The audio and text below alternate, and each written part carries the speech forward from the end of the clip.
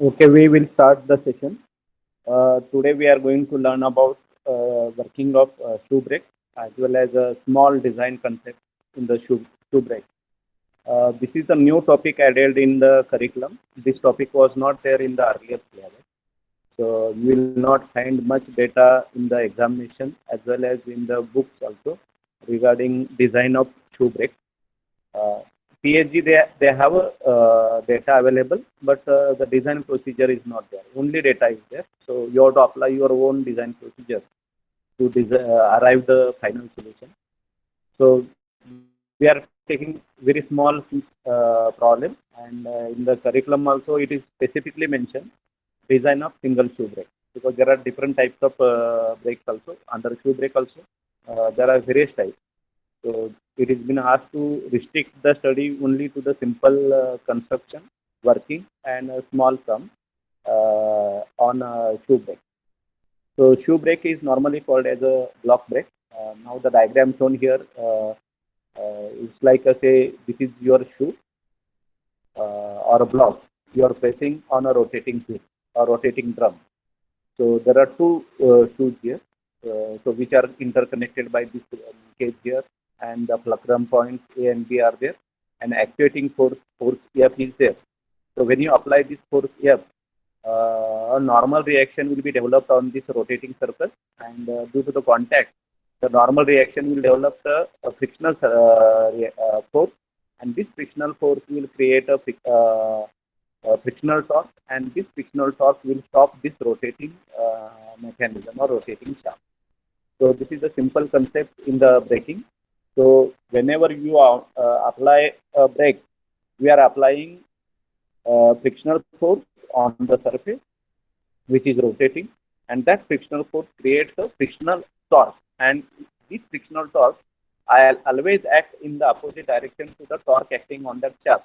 So the speed of that shaft will be lower, and eventually the shaft will be stopped based on the frictional torque we applied or frictional force we have applied there.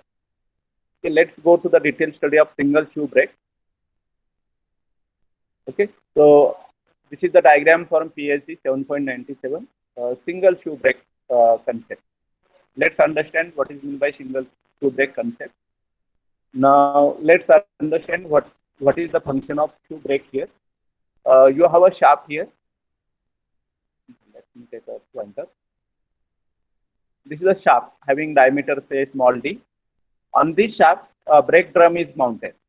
This is the brake drum mounted on the shaft. So the brake drum diameter is normally larger, very large compared to the shaft diameter. It is of the order of 4 times to say 12 times or 16 times depending upon the requirement. So this brake drum is keyed to the shaft, so it is rotating. So let's say this shaft along with the brake drum is rotating in an anti-clockwise direction. Now you want to stop this mechanism. So you cannot hold with the hand and stop this, because this is rotating at very high RPM, and it will have a high power. So stopping by hand is not possible. So we have to use a mechanism to stop this. So that mechanism is called as a brake. So to stop this mechanism, let's go with a single shoe brake. So they have taken a single shoe here or a block here. Normally this block may be a rectangular section having say a curved form at the bottom. This block is mounted on a lever here. At the top of this block, a lever is mounted, and this block is connected to the lever. So it is fixed to this lever here, and this lever will be hinged at a fulcrum point. This is the fulcrum point. This lever is hinged, and the force, the actuating force, braking force we are applying here. We are applying braking force P here. That is called actuating force. Now this actuating force, because of this lever principle. So whenever there is a lever principle, this force will be transferred to the surface by a moment principle. So that is P into A will be equal to N into B. So N is the normal reaction between this contact surface here. This surface is being rotating. This surface is being fixed. So whenever there is a relative motion, so normal reaction will be exerted. So that normal reaction is acting here at this surface. If we draw the free body diagram of this drum separately, and free body diagram of shoe block separately, you will get the direction of normal reaction. This direction is shown for the free body diagram of shoe. It is not shown for drum here. The drum, it will be acting towards the center. Normal reaction will be acting towards the center. Now this normal reaction will be creating a pressure here. Will be creating pressure on the surface, and this pressure will develop a frictional force because the coefficient of friction will be developed there based on the bearing pressure and the working material and the speed here. What is the material of this drum? What is the material of shoe? So that will decide the coefficient of friction here, and based on that coefficient of friction, limiting friction, with respect to the normal reaction, frictional force will be maximum frictional force acting at that surface can be evaluated based on the coefficient of friction, because F is always equal to mu into N. So up to limiting condition, F is equal to mu into N. So once you get limiting condition, so that is the F max, that is the maximum frictional force acting at that surface is equal to mu into N. So maximum coefficient of friction into the normal reaction available at that point. Now if you take this shoe block, the frictional force will be acting in this direction. If you take the free body diagram of this drum, then this frictional force will be exactly opposite to this. So that's why when the anti-clockwise motion takes place for the drum, the frictional force is in this direction. So that will stop this rotation of this drum. Now since we have to analyze or design a shoe block, so that's why we show the force F here shown is for the block surface, considering free body diagram of a block surface at the bottom. So this F will be acting in this direction. If this rotation is in the clockwise direction, F for shoe block will be in the in this direction. So based on your rotation, the frictional force on the shoe block can be decided. Okay, so this is to understand what is shoe brake, how it works, what is the frictional force on the shoe, what is the direction of frictional force on the shoe. So you are looking at the drum side, rotating drum, and if that drum is rotating anti-clockwise, then on the shoe, the frictional force will be in the towards the left direction. If this drum is rotating clockwise, then frictional force on the shoe will be in the rightward direction. Please remember this concept, because this is the diagram from PhD 7.97. And if you have a problem in which say there is a chance that this frictional force may not travel through this fulcrum point, it may happen this fulcrum point may be above this F or below this F. So hello.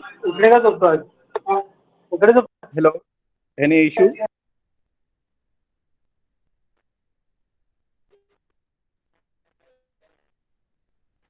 Yes, Patil. Please switch off your mic. Okay. So the frictional force will be decided by the direction of rotation. Now you may say when the shaft is rotating, the drum is mounted on that. So when you are looking on that drum, you can look from the left end as well as right end. So look at from any one end, and then based on that direction, you can decide the direction of F. So if the shaft is long, say 1 meter, and say you are looking from the right side, and if it is rotating clockwise, you can look from the left side, it will be rotating anti-clockwise. Please remember from which direction you are looking. So accordingly, the free body diagram of rotating drum can be drawn, and then accordingly the shoe brake can be drawn. Now it is not necessarily the fulcrum point will be on the left side. The fulcrum point can be on the right side, and this actuating force can be on the this side. So that will also decide the location. Okay, so this is the diagram from 7.97 with various parameters where mu is the coefficient of friction. So the friction is happening here. So that is called coefficient of friction. A and B. A is the length of your lever from the fulcrum point. That is where the actuating force capital P is acting, and B is the center point of your shoe brake, which is connected to the lever. So where normal reaction will act. So the B position is the normal reaction position with respect to the fulcrum point. Then F is the frictional force here. MT, braking torque. So this frictional force will develop a braking torque on this drum. Now this is the braking force shown on the shoe. Braking force on the drum will be exactly opposite to the shoe. So in this direction. So this force into this radius will be the braking torque on this drum, and that braking torque will be opposite to this rotational direction. Then P already said it is applied force for the lever. D is the diameter of the drum. This is the D is the diameter of the brake drum. N, normal reaction between drum and the shoe. So this N is the normal reaction between drum and the shoe. Now let's understand when it works clockwise and anti-clockwise, how to evaluate the value of F. Okay. Now when we have a shoe brake which is connected to this block, here it is B and A, which is replaced by X and F, or B and A, you can all follow. This angle, so when you take the shoe brake here, if you take the one edge and another edge of the shoe brake, and if you subtend that radius point here, you will get an subtended angle equal to theta. This is theta and this is theta. So this subtended angle will be 2 theta. Now there are two types of shoe brakes. One is called short shoe brake and another is called long shoe brake. So for short shoe brake, this 2 theta angle should be less than 60 degrees. And for long shoe brake, this angle is greater than 60 degrees, and this angle can be maximum 180 degrees for long shoe brake. So whether you are designing short shoe brake or long shoe brake, that will be decided by your diameter of your drum and the width of your so this is the width W. So W and D decide the relation, and that W and D relation will decide whether the shoe is short or shoe is long. If you say shoe is short, then you can say the pressure acting on the surface here is constant. So you can say it is a constant pressure theory. The way we are learning clutches, constant pressure theory, uniform pressure theory, and uniform wear theory. So you can consider the pressure is constant everywhere if the shoe brake is short. If the shoe brake is long, then uniform pressure theory concept is not applicable. Then uniform wear theory concept is applicable for that shoe brake, and the pressure on this surface, pressure acting on this surface will vary from minimum to maximum there. The pressure variation will take place, and the design of then long shoe brake will be a totally different design. So which is not part of your syllabus, but I'll be explaining to you. So long shoe brake required special design.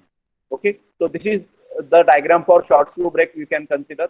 Here the rotation is say clockwise rotation. So in this clockwise rotation, the frictional force acting is in this direction on the shoe brake. So the frictional torque should be opposite to this. So frictional force acting on this drum brake will be Ft will be in this direction. So that will be here. Now similarly we have anti-clockwise rotation. Then Ft will be in this direction for shoe, and Ft for drum exactly equal and opposite will be in this direction, opposite to direction. So that will create a braking torque. So this is the clockwise rotation of brake wheel and anti-clockwise rotation of brake wheel or brake drum. So let's how to evaluate this F or frictional force. So there are various formulas. These formulas are given in PhD also. When case 1, that your force, this force, line of action of this force F is passing through this fulcrum point, then you will have the F is equal to mu into A by P into P, where A is this distance, that is this distance here, A, instead of L it is A, as per in the previous diagram you can see here. This is the A and this is the B. This is the PhD notification. A, that is the distance of actuating force with respect to the fulcrum, and distance of center point of your shoe block with respect to the fulcrum point, that is distance P. So based on this A and B distance from this diagram, you can determine if your line of action of F, this is the line of action of F, this is the line of action of F in this direction. So if this line of action is passing through this fulcrum point, say if exactly passing through this fulcrum point, then then F is equal to mu into A by P in B into P. P is the actuating force and F will be now the frictional force. And from that, you can calculate the torque, frictional torque. The frictional torque is equal to F into radius. Radius is equal to here d by 2. So when you multiply this F by d by 2, you will get the frictional torque. That is mu A dP by 2B. So d by 2 is multiplied to this equation here. Now second case, that is your force here. This force F here is not passing through this fulcrum point. If your force here is not passing through the fulcrum point, either this force, frictional force, is passing below this fulcrum point or above this fulcrum point by a distance, say E dash, a small distance E dash. Then how to analyze such problem? So this analysis is shown here. Line of action of F, that is the frictional force F, passing at a distance E dash below the fulcrum. The first case number 2, that your line of action here, this point, F is somewhere here, and it is passing below the fulcrum point by a distance, say E dash. So in that case, your F is equal to P into A into B upon mu minus E dash when your drum is rotating anti-clockwise direction. This formula is for anti-clockwise direction, and from that you can determine MT. MT is equal to F into D by 2.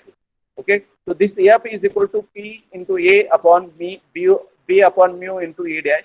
E dash is the distance between the fulcrum point and the line of action of F. If the line of action of the F is below here, this distance is called E dash, and if this F is passing below this, then this formula can be used for anti-clockwise rotation. Similar is the condition, but your drum is rotating clockwise direction. So I have shown the formula in the next diagram here. You can see here. This I am repeated some of the content here. So same formula. If this is anti-clockwise direction, you can use this formula. But suppose your line of action is below here, but the drum is rotating clockwise. Then the formula is equal to F is equal to P into A upon B upon mu plus E dash. So instead of minus here, it will be plus. So this formula will be P into A upon B by mu plus minus E dash depending upon the fulcrum position, line of action of F, and depending upon the rotation. So either this F will be more or less depending upon the plus minus sign. Similarly, if your line of action is F is above this fulcrum point, say here, somewhere here, say F is passing in this direction. So this distance is equal to E dash. At a distance E dash above the fulcrum, and if it is say anti-clockwise direction, then F is equal to P by A into B by mu plus E dash. When it was anti-clockwise but below, then it is minus E dash. And if it is above fulcrum point, then plus E dash for same direction of rotation. And if for same position, suppose the drum is rotating clockwise, then P by A into B by mu minus E. So that plus minus is interchangeability based on the direction of rotation, based on the position of F with respect to the fulcrum point. If it is passing through, then this is the simple formula. If it is passing above or below, so this is the below case and this is the above case. So you have to use plus minus sign appropriately. So all these formulas are given in your PhD data book. So you have to use appropriate formula with appropriate value of E dash. Sometimes you have to keep this E dash value with a certain distance so that mounting mechanism can be created properly and there is no hindrance to the rotating part, and you can design your single shoe brake conveniently. So this is for analysis of your single shoe brake, and this analysis is valid only for short shoe brake when this angle here is less than 60 degree. If this angle is greater than 60 degree, say let's say 90 degree here, then how to design this shoe brake? So what is the methodology there? So uniform pressure theory is not applicable. Then you have to go for uniform wear theory. So in the next diagram I am showing here friction force and braking torque analysis for long shoe brake. So let's say what is meant by long. In this long shoe brake, this is your shoe. So one edge of this shoe, say this is the coming to the radius point. Another edge of shoe, say. So this angle is an suspended angle, and if this angle is greater than 60 degree, then this shoe brake is called as long shoe brake. And everywhere at this point, everywhere here, the pressure will be different. In earlier case, if you show the short shoe brake, in the short shoe brake here, pressure intensity here, pressure intensity here, pressure intensity here may be varying, but the variation is very, very minimum. So we can assume the pressure at this point, pressure at this point, and pressure at this point is constant. So we are assuming here uniform pressure theory. But in this case, you cannot assume uniform pressure theory. So the pressure is varying here, varying here, varying here, varying here. So as the pressure is different, so coefficient of friction will be different, and as well as the frictional force acting at each location will be different. So there will not be a constant frictional force at this surface, and the direction of frictional force will be also changing. If I take this sector here, small sector here, it is a small shoe, so the direction of frictional force is in this direction. If I take a small shoe here, then direction of frictional force will be in this direction. If I take a small shoe brake here, the direction of frictional force will be in this direction. So resultant frictional force will have different direction. So resultant will be very difficult to identify. So how to solve such problem? So let's understand what will be done here. We are considering uniform wear theory here for long shoe brake, and so we are writing here pressure distribution along shoe brake here by this formula. P is equal to P max into cos alpha. P max is the maximum pressure intensity on the shoe brake here. It may happen here, it may happen here, anywhere, depending upon the mechanism you have decided, or depending upon the orientation of your shoe brake. It is not necessarily this N will pass exactly at the center. You can have two brake on this side also, and operating, you are connected with a lever here, and you are operating with this extended lever by P here. So it is not necessarily it is exactly at the center. This is for symmetry purpose. It is kept at the center, and it is easy to design, easy to manufacture if it takes central. Sometimes you don't have opening on this side, then you have to have brake on this side here also.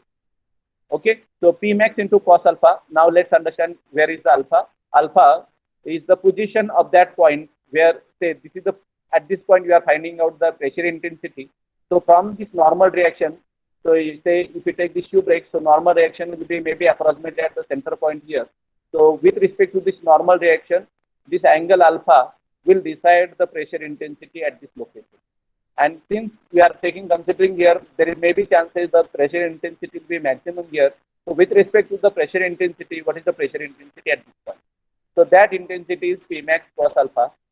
L is the distance here. How much should be the L distance to operate this lever? So this is the design point. So L will be calculated by this formula 4R. R is the radius of your drum here. Into sine psi by 2. How much long you are taking this shoe brake? So that the diameter, this diameter and this radius will decide this phi 2 angle. So you can calculate this phi angle. So that phi angle can be put here upon phi plus sine phi. So that will decide the operating lever mechanism position here, where this fulcrum point will be located. Then normal reaction, this is very important. We are interested in normal reaction. Normal reaction will be equal to P max into W, W into R by 2 into psi by sine by 2. So what is the load here? So this can be calculated. So you can calculate braking torque by integrating this equation. So mu into P max into W into R square upon minus psi by 2 to plus psi by 2 cos alpha d alpha, and the resultant you will get as mu n n. So this W may be the actuating force, capital P here, actuating force capital P here, or total braking force required W here. So W is the width actually the W is the width, how much width we are providing or length we are providing for the shoe block. P is the normal pressure at any angle. P max is the maximum pressure on the shoe. W is the face width of the brake drum. what is the face width of the brake drum, that is how much is the face width of the brake drum, that is this to this distance. L is the distance of the drum center to the line of action.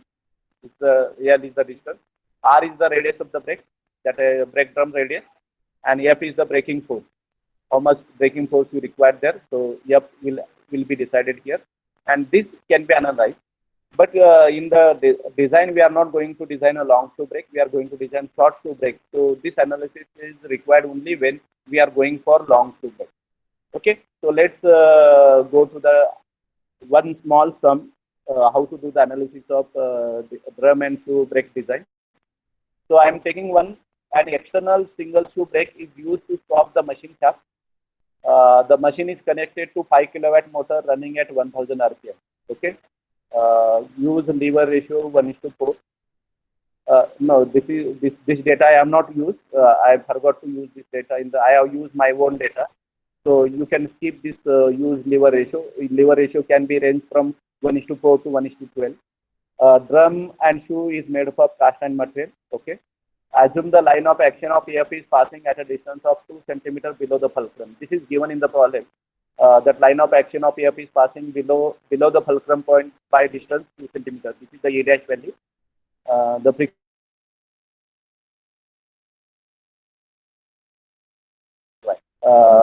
The block material is cast iron material, drum material is cast iron material, but in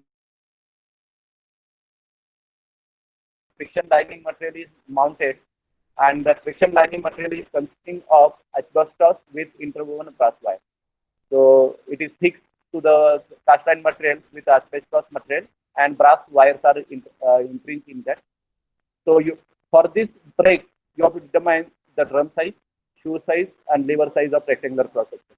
Okay. So first step, you have to determine the frictional torque requirement here. So first step is to determine the power. Power given in this problem is 5 kilowatt. Speed at which the shaft is rotating is 1000 RPM. So we are now determining the frictional torque requirement. So first we will calculate rated torque. So rated torque is MT.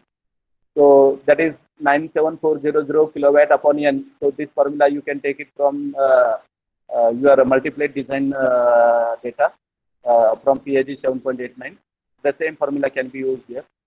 So if I put the value of kilowatt here 5 and RPM here as 1000, so we get the braking torque requirement here or frictional torque requirement here as 487 kgf per centimeter. So we need to apply exactly 487 kgf per centimeter. Then only we can brought down the shaft to the rest condition. Okay. To stop the machine with a single shoe or block brake, the frictional torque has to be greater than the rated torque. So the frictional torque requirement will be equal to greater than or equal to this value, that is 487 kgf per centimeter. Now let's evaluate shaft diameter. Since no data is given on the shaft diameter, so let's say take this design diameter, say based on the clutch shaft design. So clutch shaft design, I have taken clutch shaft requirement here. So what we found out, this formula here is speed into the this shear stress value. Normally it is 45 Newton per millimeter square. So in say kgf per centimeter, it is 450 kgf per centimeter square. Kw for clutches or brakes is around 3 to 4. You can evaluate Kw by calculating K1, K2, K3, K4. Instead of that, you can assume, because that becomes, then design becomes very, very complicated. So I am assuming Kw between 3 to 4. So let's say take a 3 value. So diameter of the shaft for 45 Newton per millimeter square or 415 kg per centimeter square design stress value. Minimum diameter required is around 2.54 because your power is in 5 kilowatt. Kw I have taken as 3 value and tau has been taken as 450. So you get the diameter of the shaft here as 2.54 centimeters. So let's say approximate value as say 3 centimeters, that is equal to 30 mm. Now the drum diameter has to be at least 4 times or suppose you require very big, then it can be 12 times the shaft diameter. Because how much drum size you are taking, that will be decided by how much frictional force you require there. If it takes Very small drum diameter, then you require very large force, and then you require very large actuating force. And actuation will be done by hand, done by say fingers. The actuation may be done by foot pedal. If the foot pedal operated mechanism is there, then it is foot. Say hand, say the levers are there, so hand levers or say clutch. Suppose if there is a mechanism like say scooty is there, so the brake is in the hand, so you are pulling the brake lever with the help of say finger.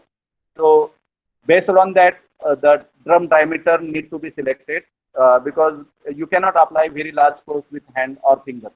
You can apply a large force only by your foot, and that too there is a limit. You can apply maximum 20 to 25 kgf force with foot pedal.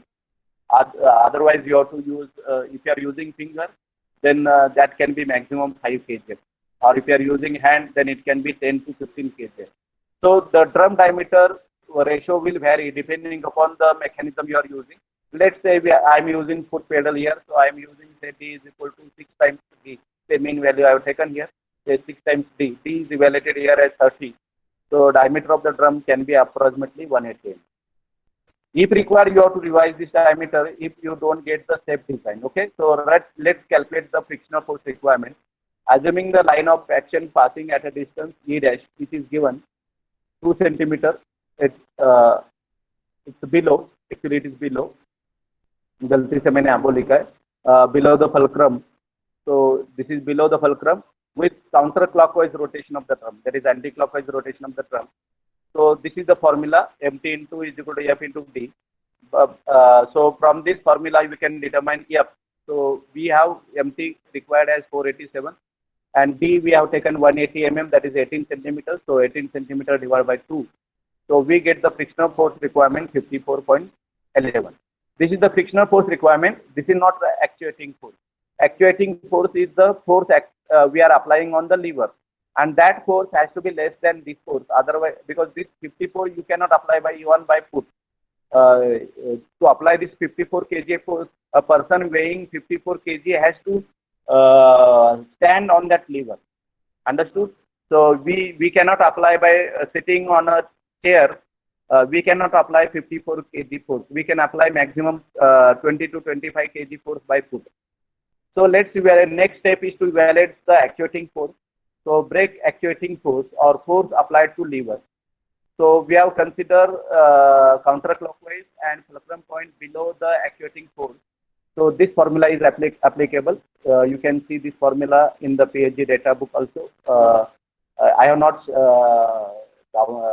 scanned that, so I could not see. And in the next problem, I will show the PhD data book also. So where F is equal to P into A upon B plus mu upon E dash. Okay, so let's evaluate this capital P, that is the actuating force. F is known now, you have to evaluate P. So for that A and B need to be assumed. E dash is known, mu you have to determine.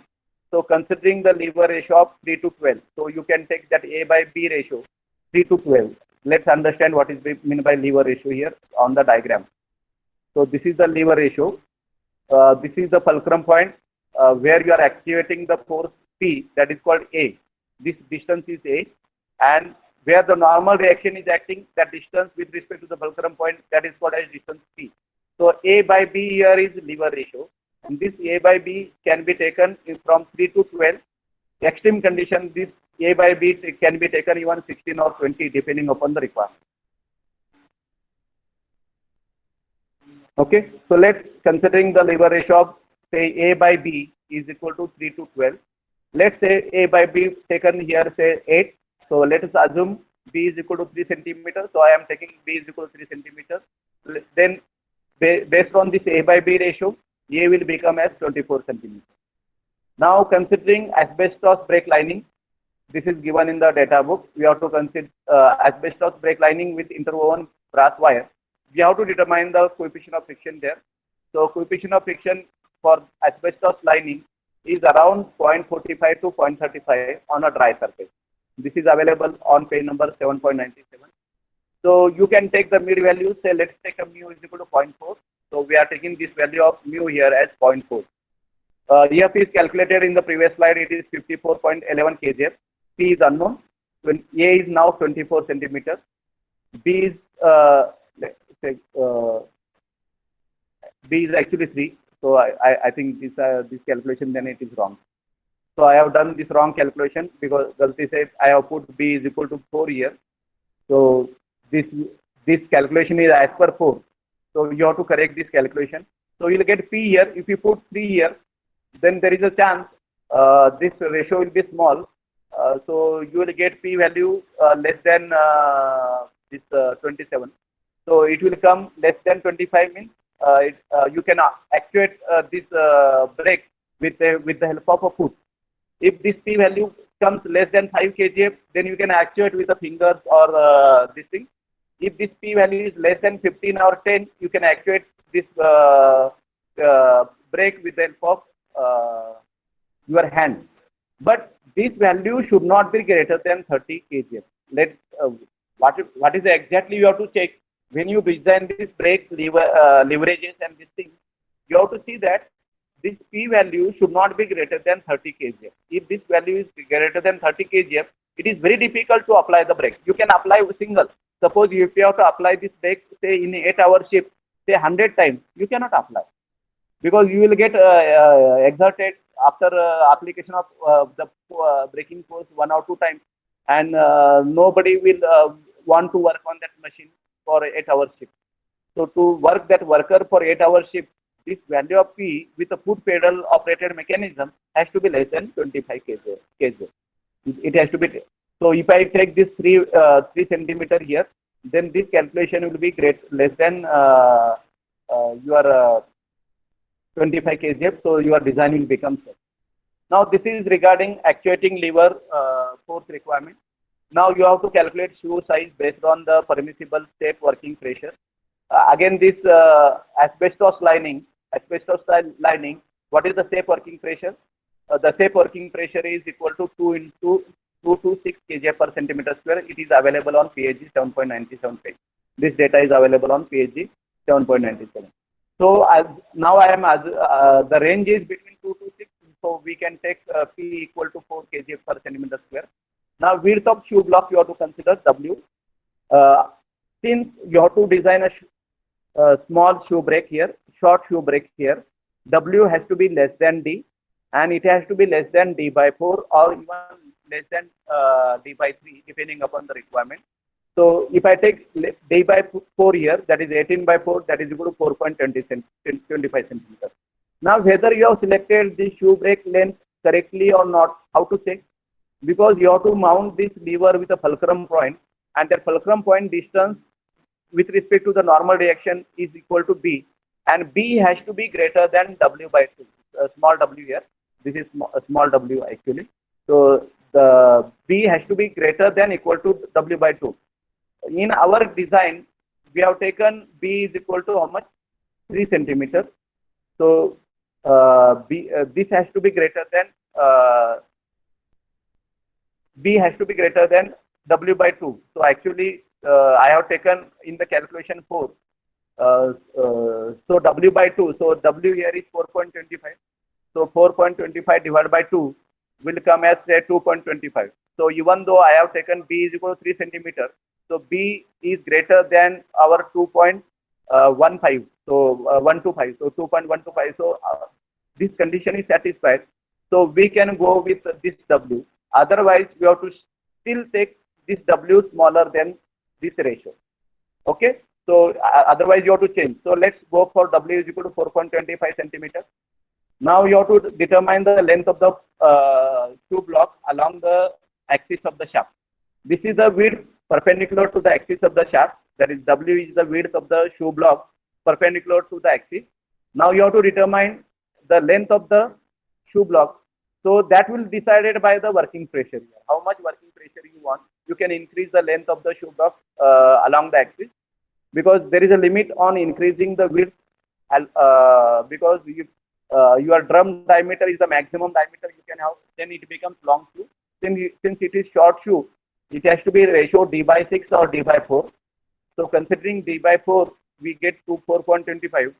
So let's say take a pressure between the shoe brake and the drum is equal to P is equal to normal reaction upon WL. And normal reaction can be evaluated by this formula F is equal to mu into N. So you know mu, you know F. So you can evaluate N, which will be equal to F by mu. So you can put this N is equal to F by mu in this equation. So we get P is equal to F by mu, that is N value, upon W into L, small w. Now F is calculated as 54.11, mu is 0.4, W is 4.25, right now we have evaluated, and L is unknown. We are assuming P, which is working pressure between 2 to 6. So let's say 4. So we are taking working pressure here as equal to 4 kJ per centimeter square. So from this we get L value as 7.95 centimeters. So we can take length of the shoe brake as 8 centimeters. This is the length along the axis of the shaft.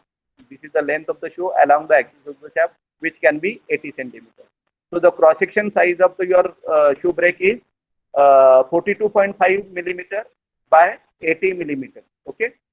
So this is the this size of shoe brake is required to satisfy this braking requirement. Now let's go for the lever cross section size. Let's go to the lever here. This is the lever.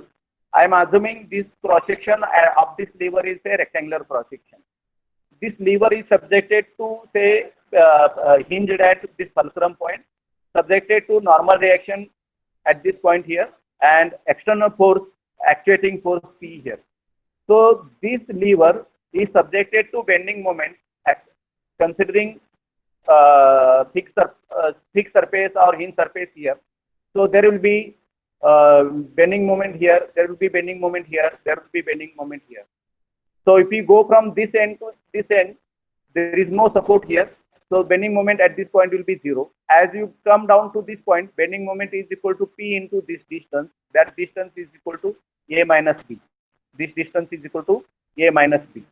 Then if we go towards this part, the bending moment will be reduced by this normal, because this is an opposite direction. So normal direction will reduce this bending moment, and then bending moment at this point will change here.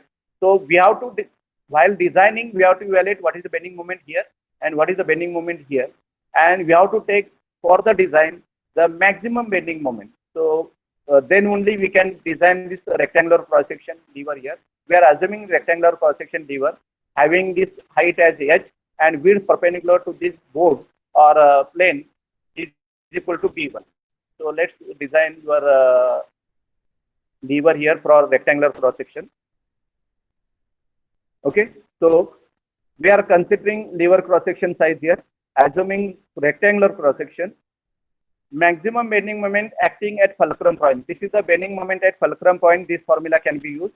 That is equal to P into A into minus N into B. N can be replaced by F by mu.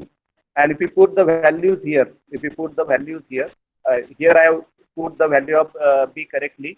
Only I have put here wrong. You have to do this correction and the value of P will change. So all this entire calculation will change. But you will get the shape design.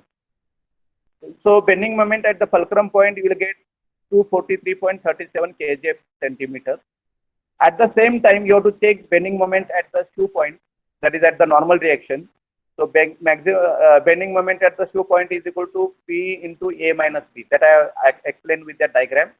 So this value, again, this P value will change based on the calculation. Even though if you do this calculation, you may find this is a large difference here. You may find this value, whatever value you are calculating here, may be slightly greater than this value. So this is the value. Now you have to design a rectangular cross section. So you have to consider the bending moment, like the formula M by I is equal to design value upon Y. So M here has to be the maximum one out of this, either this value or this value. In this calculation, what I found, this value is greater. So I will use this value M here and design this rectangular cross section lever. So that design I have taken on the next diagram. Next slide. M by is equal to sigma B by Y. M I have taken the maximum bending moment here. Since it is rectangular cross section, I will be equal to 1 by 12 B1. B1 is the width of that cross section, and H is the height of that cross section. B1 H cube is equal to design value upon y value above neutral axis is h by 2. So for design purpose, I am taking sigma b is equal to for steel material, it is between 600 to 1000 kg per millimeter square. Say let's say 600 kg per millimeter square. For rectangular cross section, normally when we are designing for bending, B1 will be kept smaller and H will be kept higher. So normally this ratio is followed in most of the design. B1 by H is approximately 0.8. So by putting this value in this equation here, what we are putting this value here 568.05 1 by 12. B1 value here is 0.8 H. So 0.8 H into H cube. In sigma b value here is 600, so 600 upon y here is h by 2, so y is equal to h by 2. So if it solve this here, so we get h is equal to 1.92 centimeter, which is approximately equal to 2 centimeter, that is equal to 20 mm. And from this we can calculate the width of the say lever. Width of the lever is b1 is equal to 0.8 h, that is equal to 1.6 centimeters, that is equal to 16 mm. So this way we can determine the cross-section size, length of the lever. Lengths are already defined. This is the cross-section size of the lever. So rectangular cross-section, you can. It is not necessarily every time the rectangular cross-section is designed. You can design a circular cross-section, but then you have to use this value, I value for circular cross-section and Y value for circular cross-section as d by 2. And then you will get d here, and that can be used as a parameter here. So this is regarding our brake, single shoe brake design. So I have completed the delivery from my side. If you have any doubt, you can unmute and ask. Please remember this data is not available in previous question paper. Problems available because this is the first time being introduced in the machine design, the design of brake. So you will find very less solved problems available in any book based on the brush. You will find the problems identified on determination of braking force, determination of braking torque. But the geometry design you will not find there. Brake geometry design, then drum size design, that you will not find there. This is available only with only with a PhD with a minimum content, but you have to use your logic while designing. So I am developed logic here. Maybe small corrections are there. You can do that correction yourself. And next, we will see one more problem on this, so you can better understand this process, how to design single shoe brake. If it is asked in the examination, you can solve it. Mostly there is a chance only theory will be asked on this problem. If you have any doubt, you can ask, or you can put into the chat box also.